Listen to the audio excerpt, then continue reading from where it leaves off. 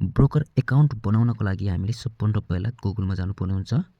गुगलमा गइसकेपछि हामीले यहाँ अब सर्च गर्नुपर्ने हुन्छ। हाम्रो ब्रोकर नम्बर कति हो त्यो लेखेर सर्च गरिदिने। मेरो चाहिँ 38 हो, 38 लेखेर सर्च गरिदिन्छु। त्यसपछि हाम्रो चाहिँ यस्तो इन्टरफेस आउँछ। दायाँ माथितिर TMS लेखेको आउँछ दायाँ माथि, त्यसमा क्लिक गर्नु होला। अब त्यसमा क्लिक गरिसकेपछि हाम्रो चाहिँ यस्तो इन्टरफेस आउँछ। हाम्रो चाहिँ पासपोर्ट र युजर नेम हाल्नुपर्ने हुन्छ। अब पास माथि छ हाम्रो चाहिँ क्लाइन्ट कोड, युजर नेम, त्यहाँ चाहिँ युजर नेम राख्नुपर्ने हुन्छ।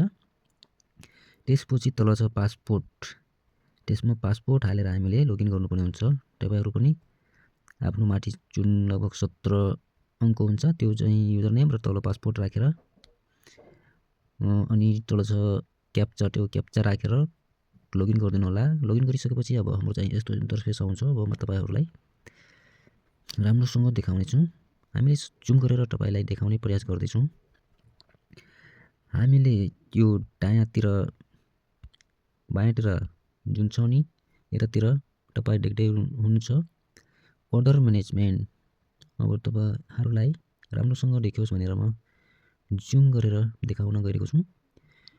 हाम्रो चाहिँ यता छ अर्डर म्यानेजमेन्ट, त्यसमा चाहिँ हामीले ध्यान दिनुपर्ने हुन्छ। अर्डर म्यानेजमेन्ट क्लिक गर्नु होला। त्यसपछि बाइ सेल छ नि त्यसमा क्लिक गर्नु होला।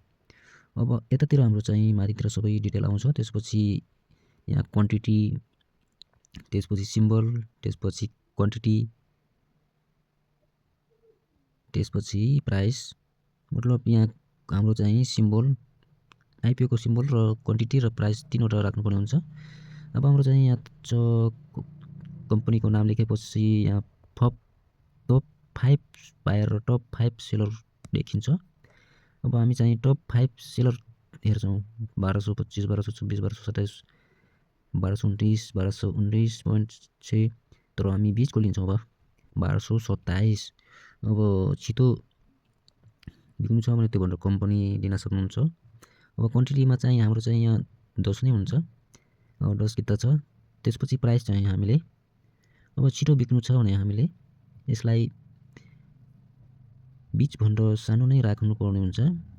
जस्तै म राख्छु अब यहाँ 1226।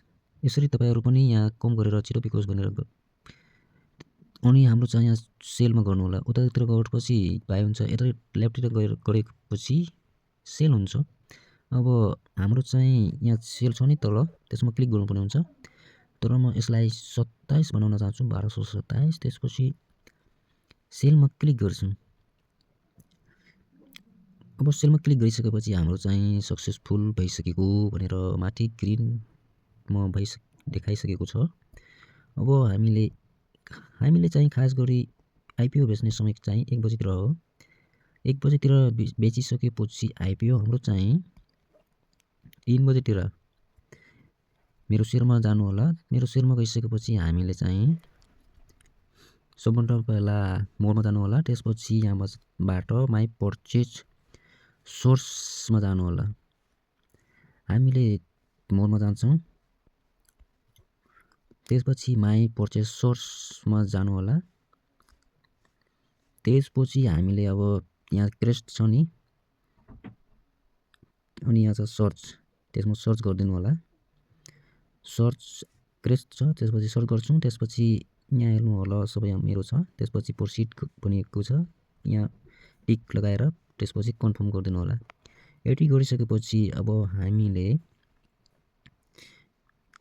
केही समयपछि फेरि चेक गर्नुपर्ने हुन्छ माई होल्डिङ भनेर।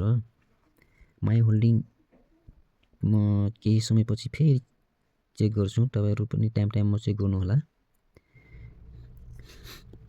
म फेरि ट्राई गर्छु माई होल्डिङको के हुन्छ। मोरमा जानु होला। त्यसपछि माई सोर्सेसमा जानु होला। त्यसपछि माई होल्डिङमा यहाँ आइसकेको छ। त्यसपछि सर्च गर्नु होला। त्यसपछि टिक लगाउनु होला सिलेक्ट अलमा। त्यसपछि प्रोसिड गरिदिनु होला। जुन दायाँ माथितिर छ प्रोसिड, त्यसमा क्लिक गर्नु होला। त्यसपछि अपडेटमा क्लिक गरिदिनु होला। त्यसपछि कन्फर्ममा, त्यसपछि डिसमिस गरिदिनु होला। सक्सेसफुल भइसकेको छ। किनभने यति गरिसकेपछि अब हाम्रो चाहिँ सेयर ट्रान्सफर गर्नुपर्ने हुन्छ साँझ 5 बजेतिर। सेयर ट्रान्सफरको लागि हामीले सबभन्दा पहिला हामीले मोरमा जानुपर्छ।